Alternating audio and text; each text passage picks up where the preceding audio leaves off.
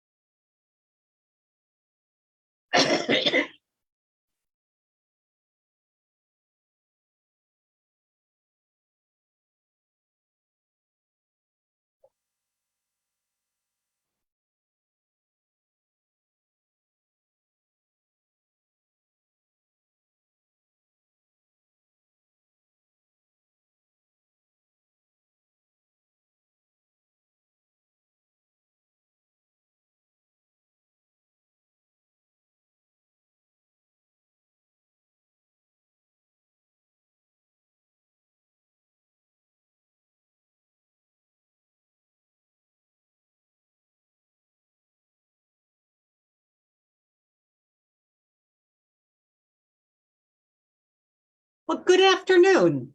Thank you all very, very much for being here with us today. I'm sorry, Emma.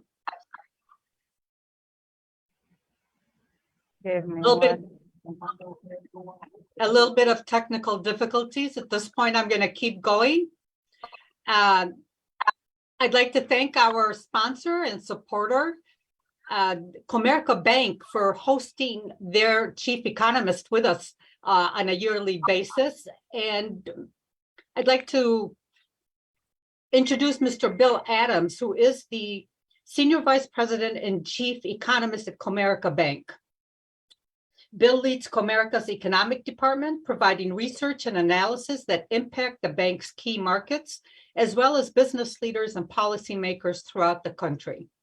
Bill joined Comerica in 2022 after spending the previous 10 years with the PNC Financial Services Group, where he served as the Senior Vice President and Senior Manager Economist. Bill contributed to forecasts and analysis of the U.S. national economy and regional economies within PNC's core footprint. He also provided forecasts of international economic conditions, interest rates, and exchange rates. Excuse me. Covering major foreign developed and developing economies. An expert financial forecaster, Bill's exchange rate forecasts were ranked in the 90th percentile of Bloomberg's forecast accuracy rankings when he left PNC. Prior to joining PNC, Bill was China resident economist for the Conference Board from 2009 to 2011. All that is very, very impressive. We're lucky to have Mr. Adams with us today. He is co-author of In Line Behind a Billion People, How Scarcity Will Define China's Ascent in the Next Decade, published in 2013 by the Financial Times Press, and translated into Chinese in 2014 by Gusa Publishing in Taiwan. He is former president of the Economic Club of Pittsburgh, a local chapter of the National Association of Business Economics, a former associate of the University of Pittsburgh Asian Studies Center, and a former co-director of the Pittsburgh-Warburg chapter of the American Council on Germany. Mr. Adam holds a master's degree from Johns Hopkins School of Advanced International Studies and a bachelor's degree from Harvard. Mr. Adams, welcome.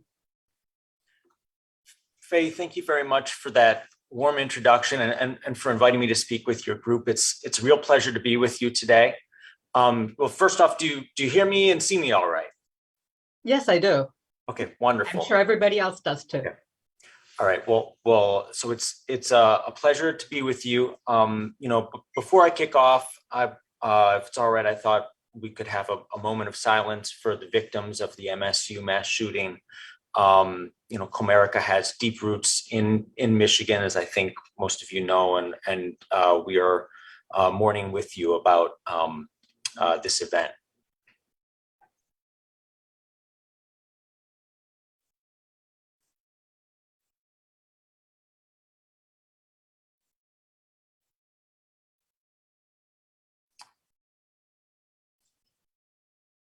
Okay. Let me bring up my slides. You're not an economist if you don't have slides at a presentation. The economic outlook, it's a very odd moment for the U.S. economy. And this is, I was kind of on the fence about whether this is the right image to kick off with, but this really captures how conflicting the signals are about the U.S. economy that we've been receiving. So this chart is measuring where employment is in the U.S. today relative to where we were in February 2020 before the pandemic struck the economy and upended everything. The dark blue bars are employment relative to 2020 as we knew it in the January jobs report. The December jobs report. That was the first main economic release that we got in 2023. And it was pretty good. We had 1.5 million more jobs in December of last year by that jobs report than we had when the pandemic came to the United States.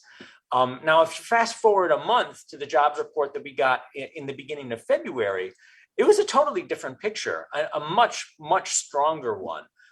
Where now between big upward revisions to job growth, basically from the beginning of 2021 through the end of 2022, and then also a month of very, very strong job growth in January, we're now nearly 3 million jobs above where we were in February in 2022.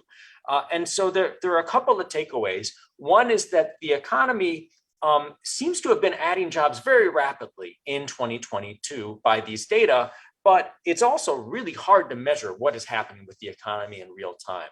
And so for those of you who are following economic data, following financial markets, following the stock market, we have had very, very conflicting signals on the economy over the last 6 to 12 months. Some data that we have, like this jobs report, like the GDP report for the United States, where we had 2.9% annualized growth in 2022 and in the fourth quarter, and 2.1% for the full year, so quite good. They point to an economy that is basically firing on all cylinders, full employment. Anyone who wants a job can have a job, and employers are continuing to hire every month.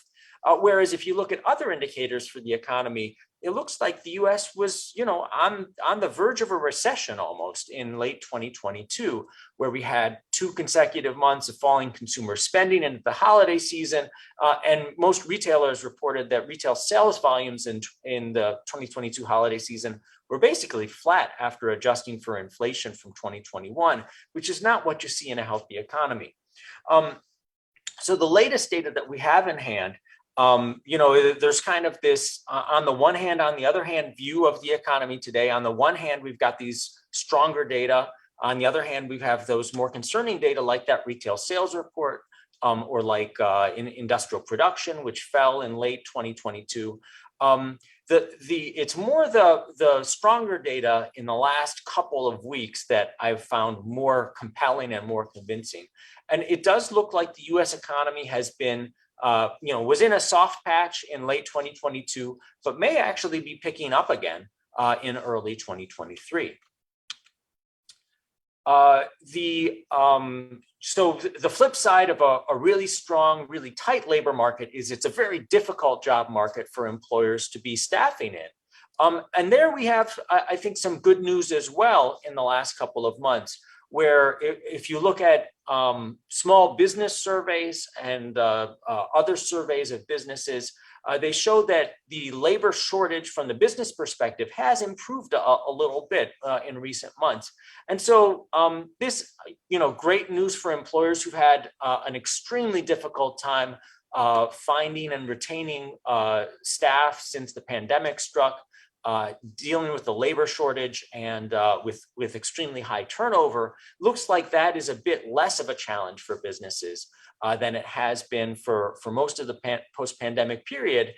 But it comes at the same time that the unemployment rate has been falling from 3.6, 3.7% in mid 2022 down to 3.4% in January of this year, which is the lowest in over half a century. So hard to know exactly what's happening with the labor market in real time, but it does seem like the labor shortages are improving a little bit at the same time that it is still a very good job market for job seekers. Net, that feels like a labor market that hopefully is in a slightly better balance than it was in early 2022, when it was still extremely difficult to fill open positions. And I think by all measures, the labor market was largely overheated and running too fast for the U.S. economy to proceed on a stable footing without inflation getting out of control. Now, while the unemployment rate's a little bit lower, it does feel like the labor market is operating on a more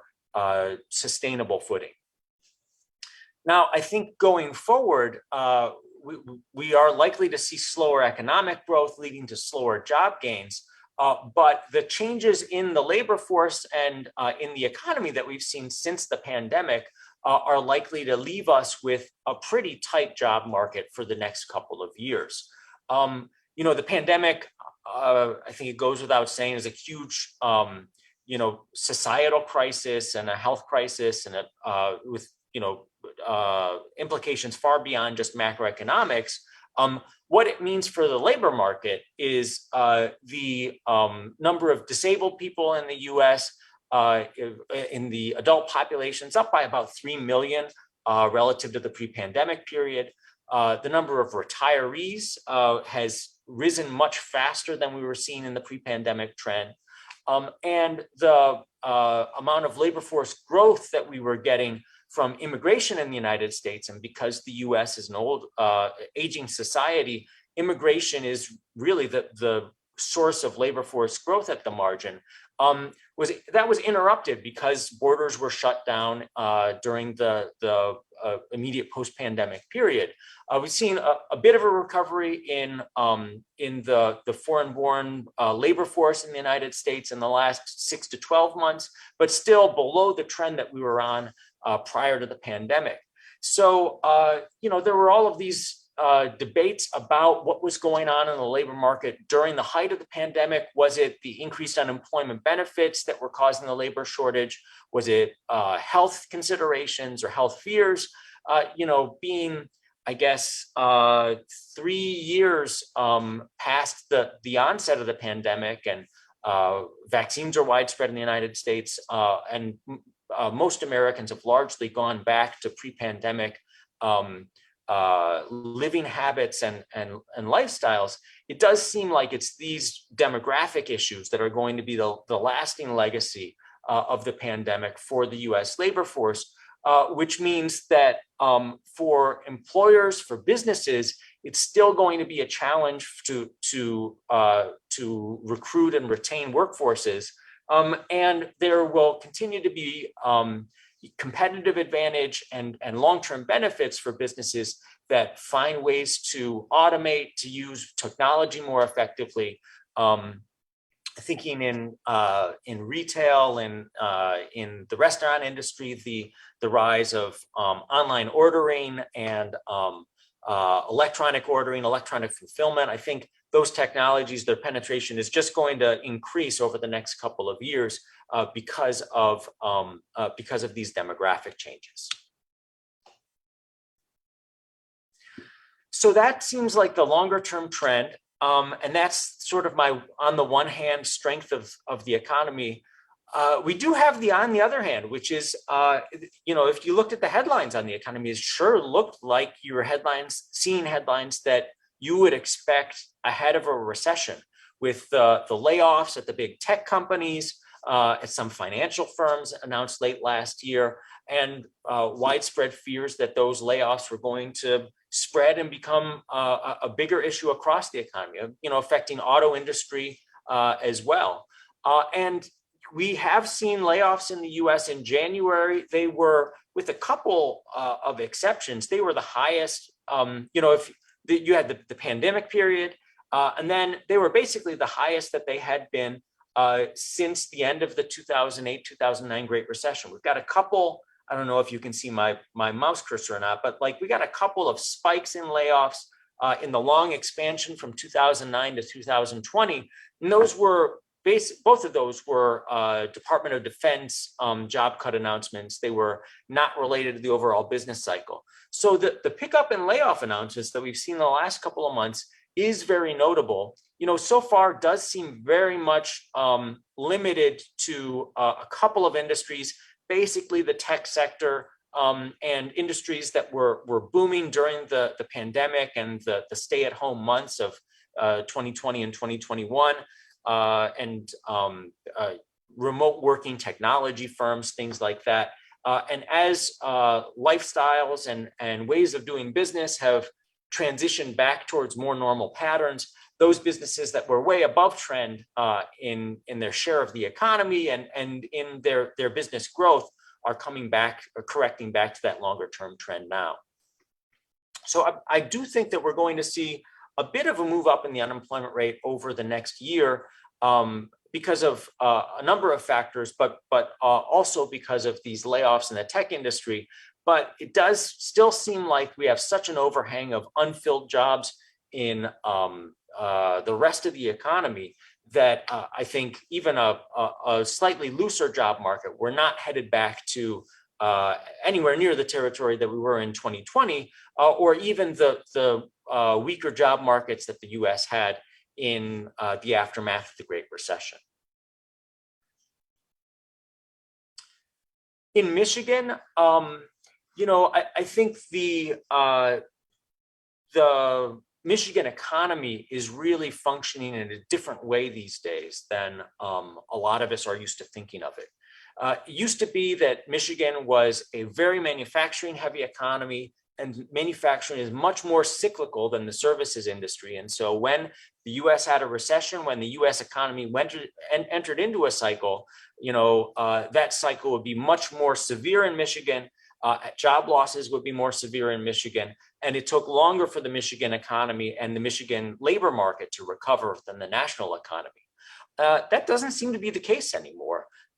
Michigan is still a manufacturing powerhouse, but the growth of technology, of education, of health services, of the services sector more broadly based means that Michigan's economy really more mirrors the national economy. And we've seen that in the recovery from the pandemic recession, where Michigan's unemployment rate is still a bit above the national unemployment rate. And we've had a lot of turmoil with the chip shortage and auto industry rolling shutdowns in auto manufacturing as a result of that I think has contributed to higher unemployment in Michigan over the last year.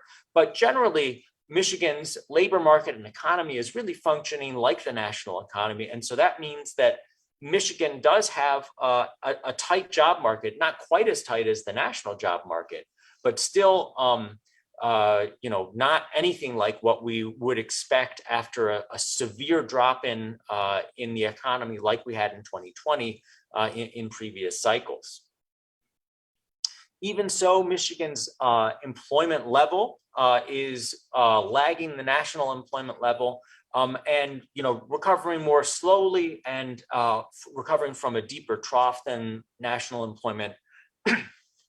And again, some of this I think is auto related, but I think more broadly it reflects demographics and where people have been moving after the pandemic struck. The shift in U.S. populations to the Sun Belt, and I think even more so for Michigan, the fact that older Americans, many of them took retirement earlier than they had originally planned in the aftermath of the pandemic. When people retire, they move south, and so that has pulled workers out of the Midwest, including to Michigan, and fueled population flows into the South and into the Southwest. And that is one of the things that I think is dragging on Michigan's economic recovery. And so I do expect to see the Michigan economy continue to expand in 2023 and 2024, but I think likely at a pace that's going to lag the overall national economy. And I think it's going to be an economic expansion where, despite slow growth, Michigan in some ways might have a tighter labor market than the national labor market because of the effect of early retirements is stronger on Michigan. So the other big economic issue in 2022 that is carrying over into 2023 is the surge in inflation to the highest in over 40 years. There we have had some good news recently.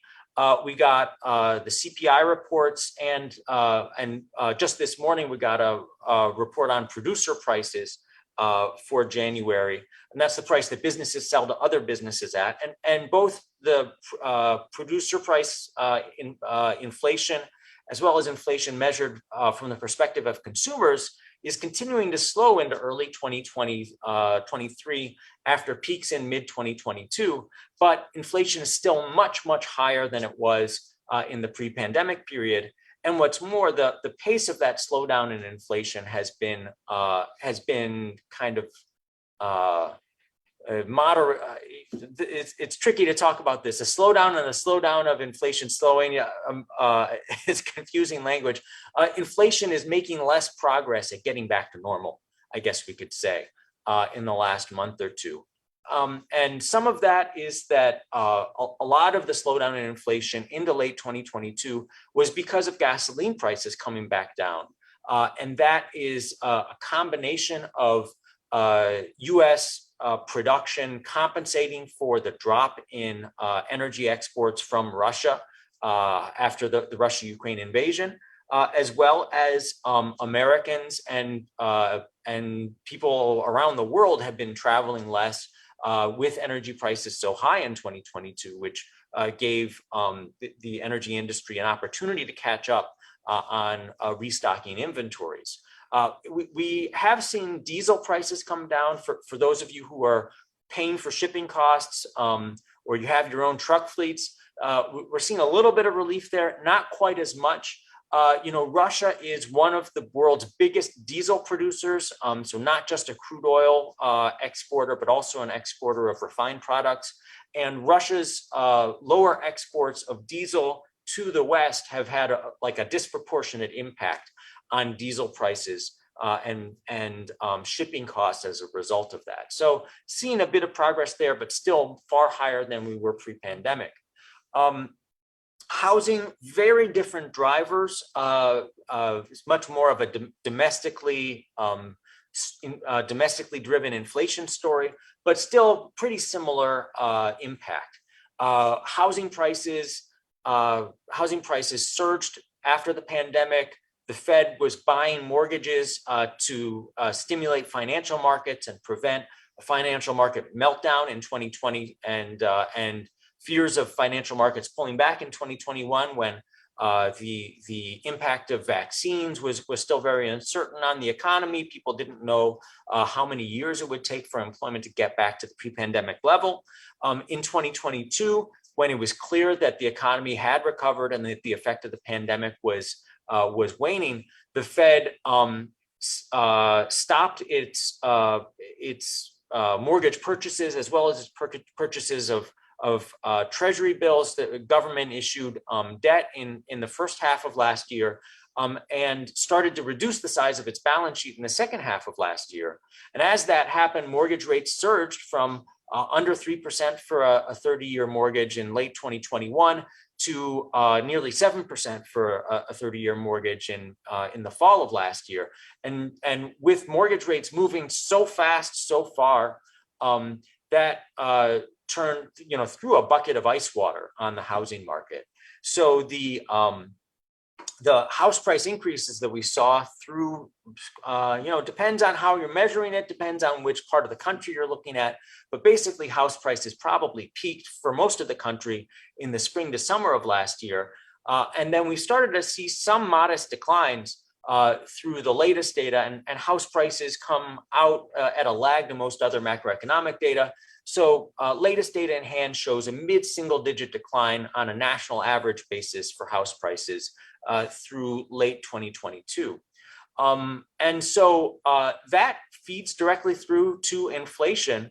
The government measures house prices and shelter costs in a somewhat problematic way, that they measure average prices of housing, and they measure house prices in the CPI by conducting a survey of homeowners and saying, asking homeowners, if you had to rent the house that you live in, how much would it cost you to rent this year, and how does that compare to the price you would have paid to rent your house last year?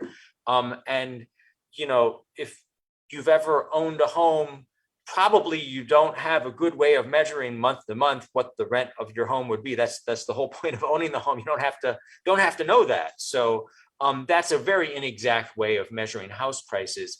And it captures these changes in market conditions with a bit of a lag. So inflation, as measured by the federal government, was slow to pick up on the surge in housing prices and how that was affecting the cost of living, as house price inflation was accelerating in 2021 and 2022. And on the flip side, by the way official statistics measure it, house prices are still, and housing costs are still rising rapidly in the United States. And you know, there is some sense to that. If you rent an apartment, rent a home, and your rent comes up for your lease comes up for renewal, you're going to pay a higher cost on that renewal in early 2023 than you would have paid in 2022. So rent prices for average renters who are renewing leases are still rising, but advertised rents for homes and for apartments are actually falling relative to where they were 6 months ago at the peak. So we are turning a corner in inflation in that respect. And energy prices, as well as housing and shelter costs, it's a huge share of the overall prices in the US economy and overall consumer prices. So this is going to go a big way towards bringing inflation down in 2023 from the levels that we were seeing in 2022. Some very good news there. On the other hand, there's another hand. If you look at inflation as measured by prices that small businesses are charging to consumers, or individual proprietors are charging to consumers, and I like thinking of inflation in this way because if you're looking at the cost of your cell phone bill, there's a handful of companies that sell cell phone services in the United States, and their pricing strategies are much more complex than just there's a price and they have to charge that price or else they don't get customers. If you're looking at violin lessons in the US, you're looking at veterinarian fees, car repair fees, you look at daycares, lots and lots of providers of those services, lots and lots of consumers, much closer to sort of the idea of a free market where individual businesses and individual consumers don't have a lot of ability to set prices differently from kind of prevailing prices. And so you get a sense of what's going on with underlying trend in inflation, looking at that side of the economy. And there, the story is still pretty concerning. We're seeing inflation accelerate a lot in some of those prices. And on the chart, motor vehicle repairs is a bit of an outlier. And there, that really relates to what's going on in the auto industry. With new and used car prices surging since the pandemic, a lot of people, myself included, have been putting off getting a new car. And so there's much more demand for motor vehicle repair services than there's been in the pre-pandemic period. Also seeing really high wage inflation for skilled blue-collar occupations like car repair technicians. And so that is feeding into that inflation, accelerating beyond the national average as well. And the parts shortages that we've had in the manufacturing industry and in the auto industry have fueled higher prices of the components that auto repair shops have to charge their customers for. So anyway, a lot going on in there. But the trend is still very concerning. The trend is not coming down. And were these other prices charged by small businesses have also not shown much evidence of slowdown in the last few months. So if you look at economic forecasts from private forecasters, generally private forecasters are expecting, myself included, are expecting inflation to be cooling over the course of 2023 and into 2024. If you look at what the Fed is saying about their forecasts of the US economy, the Fed has a small army of, I think, 300 some PhD trained economists running statistical models and looking at inflation every different way that you could think of. They have a more cautious view of inflation that is really, you don't need a PhD to understand it. It's really based off of these prices of these sticky services prices where inflation tends to build momentum over time. People see these types of prices rising and think that inflation is going to stay high for a period, and that feeds into higher inflation expectations. And that is what the Fed is concerned will happen to inflation this year, and keep inflation high. For economic growth, I think we will see a year of positive growth for the national economy, but it's going to be a year of below trend growth. So real GDP growth of under 1% for 2023, which, and most of that below trend economic growth, I think, is going to be related to either housing or non-residential commercial real estate. These other parts of the economy that are financed with credit, financed with long-term credit. And so higher interest rates are a huge headwind to this part of the economy. So if you're in real estate, if you're following housing, there have been a lot of headlines in the last couple of weeks about a potential turn underway in the housing market.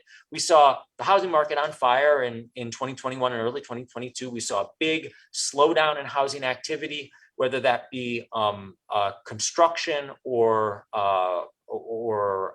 traffic of potential home buyers in showings, a big slowdown across the value chain of housing.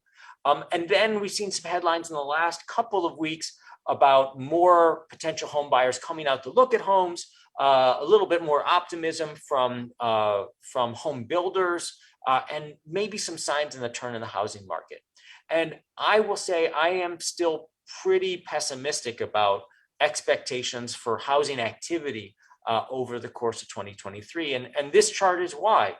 If this is a statistic put out by the National Association of Realtors, if you're in real estate, if you're a real estate agent, your association, they have great economists. Their economists are paid for by your dues to the National Association of Realtors. So may as well read their research. You're paying for it. It's good stuff. And this is one of the statistics that the National Association of Realtors compiles, where they look at the median home price in the United States. They look at the prevailing mortgage interest rate, and from that they calculate the typical monthly mortgage payment if you pay 20% down on a new home purchase, and then they compare that to the median household income in the U.S. to see how much home the typical American household can buy. When this index was back up at 170, 190 in 2020, that was showing that household incomes, because of very low mortgage rates, homeowners and home buyers had a ton of purchasing power. And that's what fueled this surge in home buying in 2020, with mortgage rates very low. People wanted more living space because of the pandemic and lifestyle changes. Older Americans were going out less.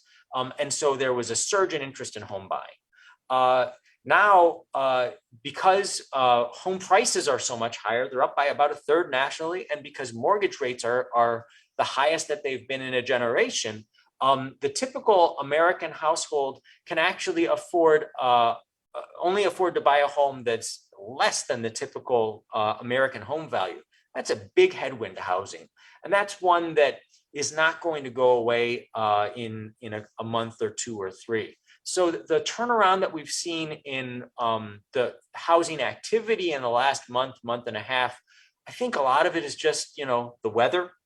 We've had milder than normal winter weather in January and in February in much of the United States, and higher average temperatures and less snow, less storms means people are out more looking at housing if they're interested in it. It really is the off season for the real estate industry. That the core of the year's sales are going to come between the spring and the beginning of the fall. So I think it still seems quite early for housing to recover. I think we're going to see housing investment probably down mid to high single digits in 2023 after adjusting for inflation. And I think probably we're going to see home prices continue to decline. Although we're not, I don't think we're going to see anything like the house price decline that we saw in the mid 2000s. Because of the other knock-on effect of these very high mortgage interest rates. And that is that people who owned a home in 2019, mortgage rates plummeted, they might have refinanced in 2020 or 2021. Now they have a mortgage rate that's 3% in 3 percentage points in many cases lower than they could get if they bought a new home in 2023. That's a big disincentive to move. And so that is pushing a lot of current homeowners. If they're unhappy with their home, they're going to be more likely to remodel, more likely to work with the space that they're in. Or older Americans who in a normal housing market, a normal economy, might be thinking, kids are out of the house, time to downsize, time to consider moving to senior living or some other higher density living arrangement. There's a big disincentive to make those changes these days with mortgage rates as high as they are. And so the inventory of homes available for purchase for home buyers in the United States is down at least as much as foot traffic is for interested home buyers. And almost all of that decline, actually more than all of that decline, is in the existing home market. So a really weird bifurcated housing market in 2023, where if you look at listings of new homes, the dark blue on the chart, they're at the highest that they've been since the housing bubble went bust in the early 2000s. But listings of existing homes are terrible. They're terrible if you're a buyer. And so the overall housing market, despite having a really big overhang of new homes for sale, it's still pretty tight. And so I think home builders are going to have an okay time moving homes that come to market this year, probably with some markdowns in prices. Probably home builders are going to be incentivizing borrowers by buying down on mortgages, using tactics like that. But I think we're not going to see the type of pain that we had in the last big down cycle for housing. I think average housing prices in the United States probably are going to continue to decline modestly over the rest of this year. But I think on a cumulative basis, we're probably going to see a house price decline of less than 10%, which means that home prices at the end of 2023 are probably still going to be up substantially from where they were on the pre-pandemic period. And I think into 2024, I would expect the housing market to be stabilizing and to be getting back onto a more normal footing. So I think an off year for housing this year, but I don't think we're in for the type of catastrophe that we had a generation ago when the last time the housing market turned down. For overall consumer spending, this is going to be a slow year for consumers spending on basically anything that boomed in 2020 or 2021. Those consumer spending patterns that deviated from normal because of the pandemic are now normalizing again. If you've tried to get concert tickets in the last couple of months, or you've spent any time in an airport, you know that the services side of the economy, the high contact activities where you're around a lot of people, that part of the economy that was shut down during the pandemic is back, and it is running, at capacity. But go to a supermarket, go to a building material store, go to Lowe's, Home Depot, those types of businesses. Go to a big box retailer, and those businesses have really quieted down. And so I think we're going to see sales of the stuff that Americans splurged on during the pandemic. That's going to be a really slow part of the economy this year and into next. And so I think for manufacturers of many types of durable consumer goods, think electronics or household appliances, it's going to be an off year this year. And that's a big part of why manufacturing, if you look at manufacturing surveys, has been really slow at the turn of late 2022 and into 2023. Good news for Michigan, though, I expect the auto industry to be a big exception to that. Auto inventories on dealer lots extremely low. This is a weird one where we've seen demand for vehicles is way down because car loans, like other interest rates, have surged with the Fed raising interest rates over the last year. But even so, I mean, there's so many Americans who would have gotten a new vehicle or a used vehicle, used car or truck, since the pandemic struck, just haven't been able to, or haven't been willing to swallow what's happened to prices over the last couple of years. That's a big overhang of demand. And I think enough of those potential car buyers can afford to pay either in cash or can afford to pay enough in cash that they can that will still have demand for new cars and trucks in 2023.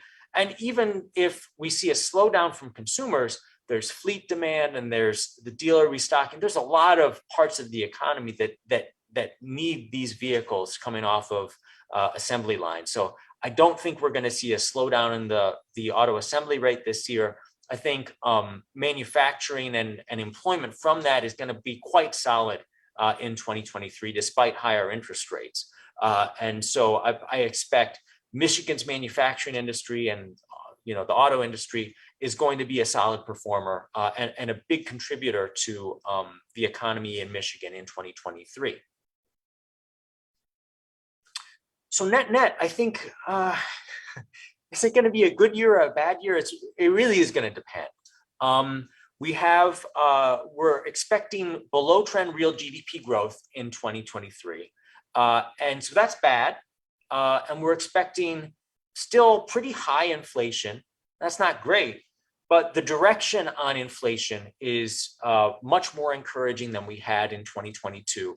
And I think by the second half of this year, by late 2023, I'm expecting year over year CPI inflation to probably be down under 5% and hopefully be down to 3%, give or take, which is not what the Fed targets. It's not what we're used to in the United States, but it's much more normal.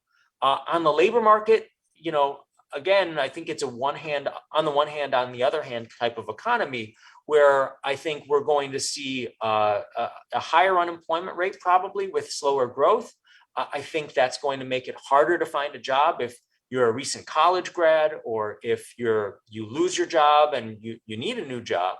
But for employers who are trying to keep their businesses fully staffed, I think it's going to mean that they're going to have business owners are going to have more mental bandwidth to think about the other aspects of running their business and are going to have less problems maintaining their workforce and keeping their businesses staffed. So a more balanced labor market maybe is a way of thinking of it.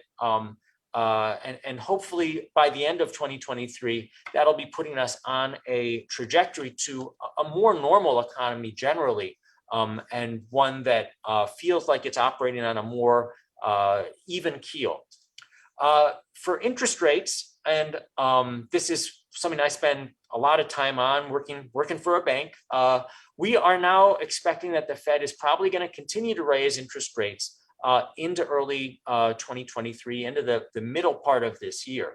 The Fed made a lot of interest rate hikes in 2022 as the level of employment in the economy got back to where we were prior to the pandemic and inflation surged out of control.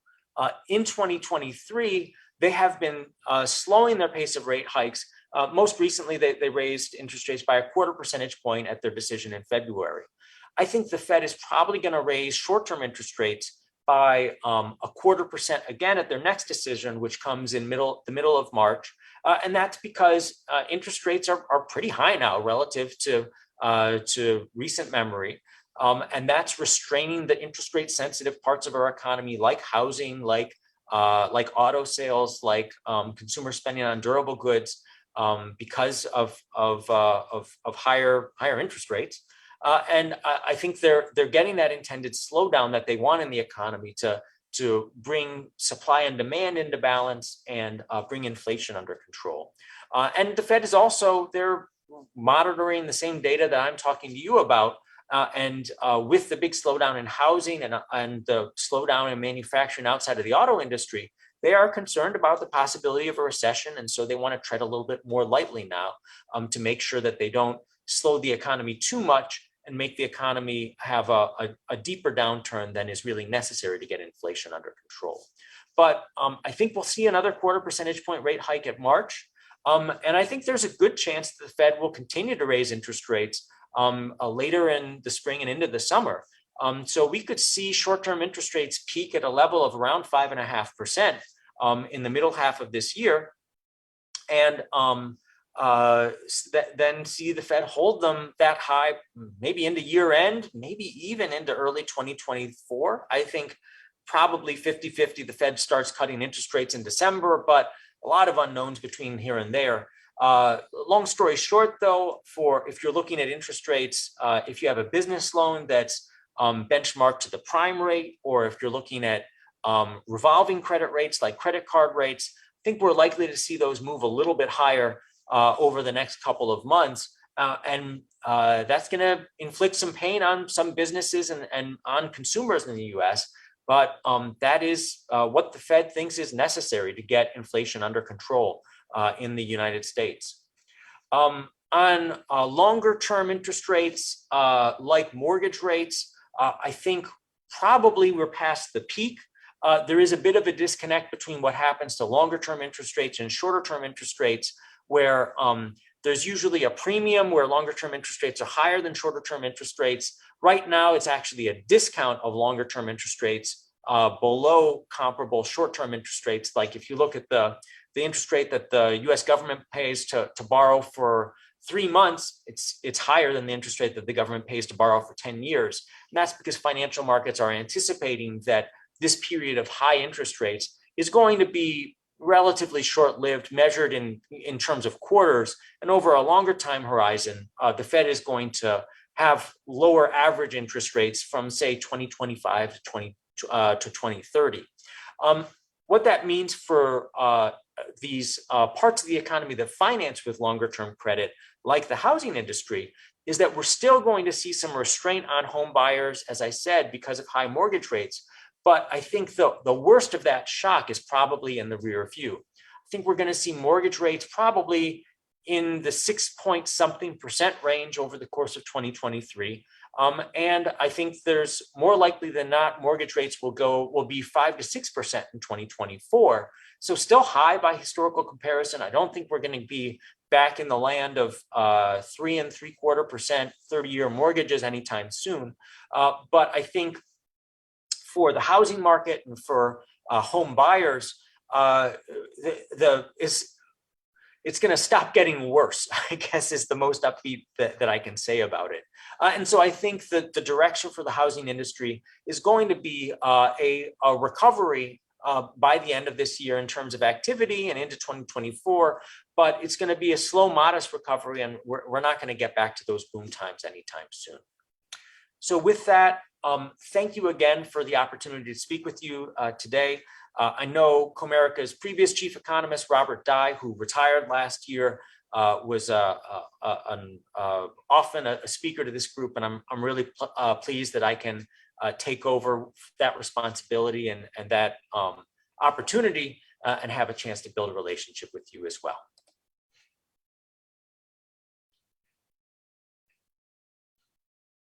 Bill, we want to thank you for that very, very informative discussion there, but we've got a couple of questions. One of the questions that I have is, I'm sorry, I have a question here from Ed Clemente, and he asks, do you anticipate AI / Chat GPT play into projecting growth of white collar knowledge jobs, or too early to factor in? Oh, that's a tough one. I mean, there's an area where I will freely acknowledge that I have no idea. That's is this transformative like remote work, or is this cold fusion? It just feels really early to call. My approach to these types of technological changes is I kind of wait until it's very clear that we are seeing a change in the way that businesses are operating before I incorporate it into forecasts. So I'm watching that area. It's interesting, but I don't have anything baked into what the numbers that I'm talking with you about based off of that. Thank you. We have a question here from Al Abdullah. This is Al Abdullah with XP Realty Dearborn, and I have many of agents in my office watching from my office and on Zoom. Thank you for the great information. Thank you for watching, Ali Abdullah. I hope that the information that was provided in regards to the real estate market was helpful. Bill, we have several members. We have a majority of our members that are in the restaurant industry or the service industry, still are having a very hard time in finding workers. Yeah. But why is that, and where are these workers?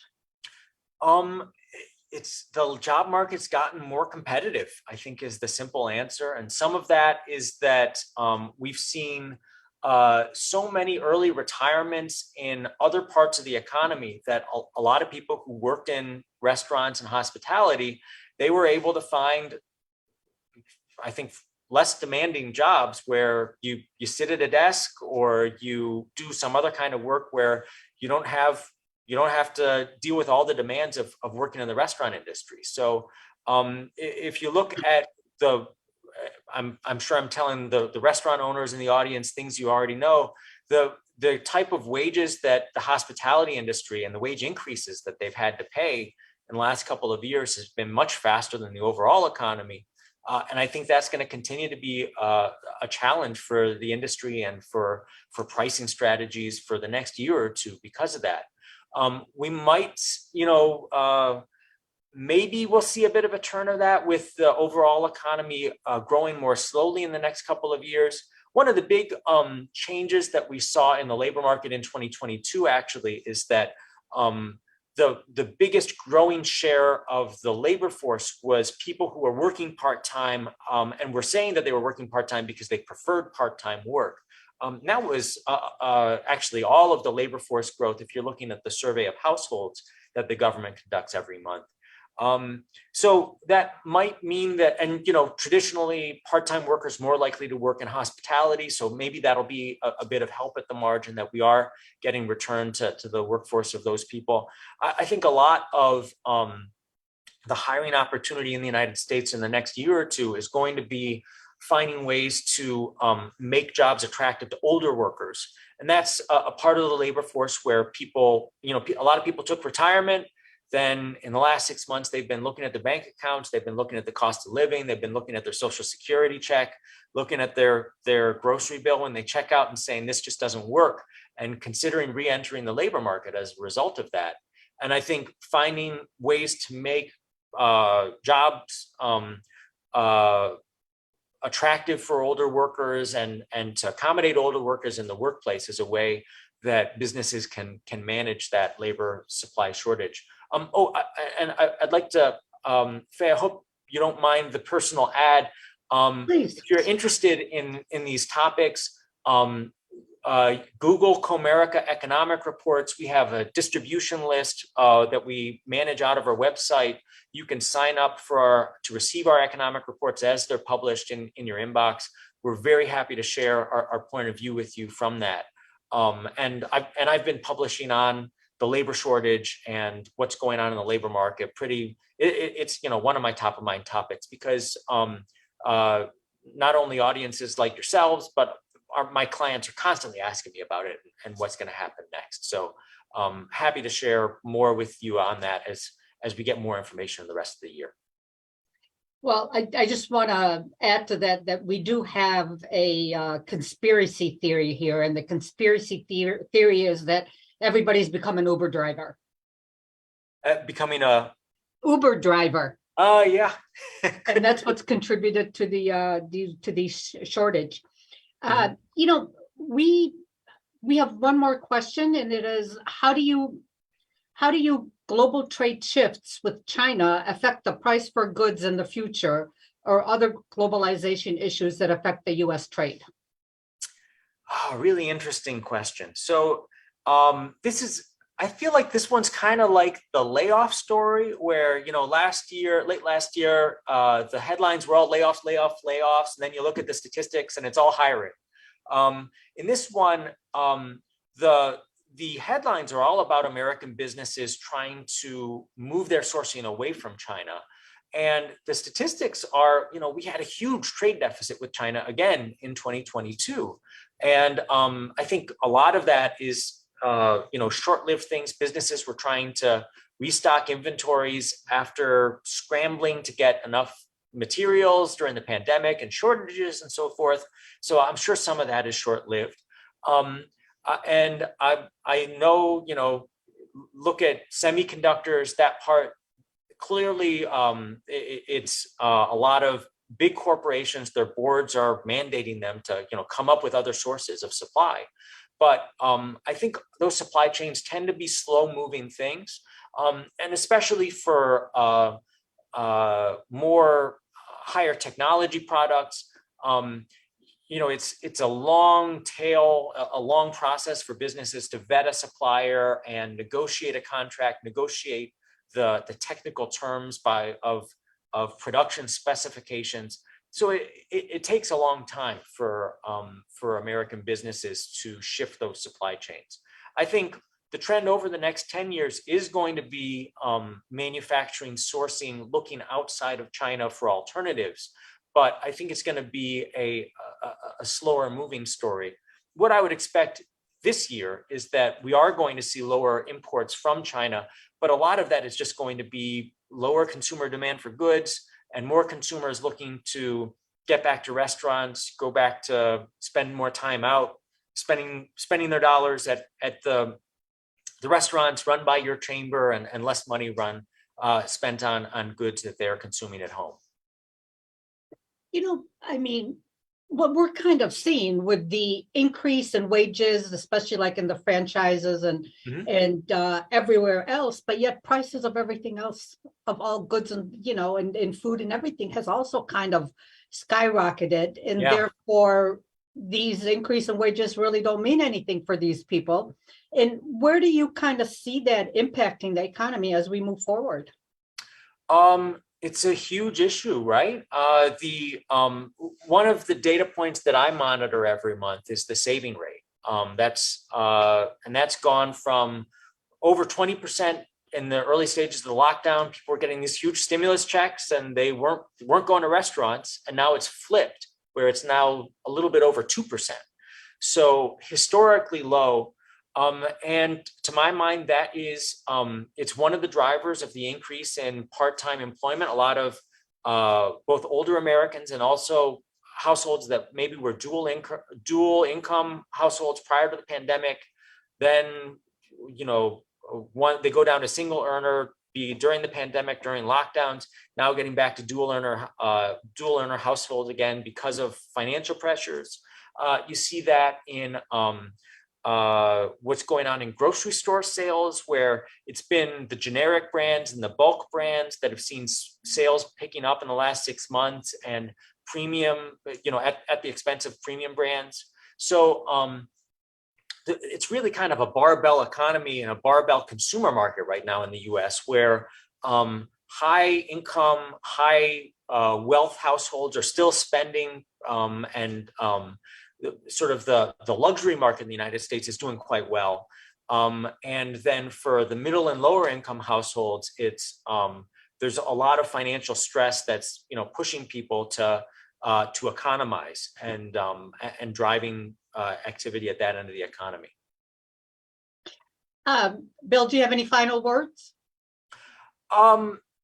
So macroeconomists are good at finding problems and risks to the economy, and we're less good at seeing all the ways that things can go well. And I will just say that I have been surprised by a lot of better than expected economic data in the last couple of months. While I'm, spend a lot of my time thinking about when will the next crisis come and what will it look like, I continue to be impressed by all of the great things going on in entrepreneurialism in the United States. I keep thinking I should make a slide on it. I haven't gotten into it yet. There's been a boom in the number of people registering new businesses and starting their own companies in the US since the pandemic struck. It's just an amazing boom in entrepreneurialism. I think we're going to see a lot of really exciting innovations and new businesses and businesses growing and fueling American prosperity over the next couple of years because of that. And I'm really excited about that. So I think if you are managing your own business right now, you're part of a really exciting trend, and I'm really excited to see what comes next out of it. Thank you. I want to thank Comerica Bank for providing us this opportunity. Bill, you did a wonderful job. We look forward to seeing you again next year, and thank you very, very much. I would also like to thank Ali Abdullah and all his 100 real estate agents that are watching with us today. I'd like to thank MEDC and Ed Clemente and everybody else that's been on the Zoom with us this morning. Thank you very much and have a wonderful day. Stay safe. Thank you. Thank you. Thank you. Amela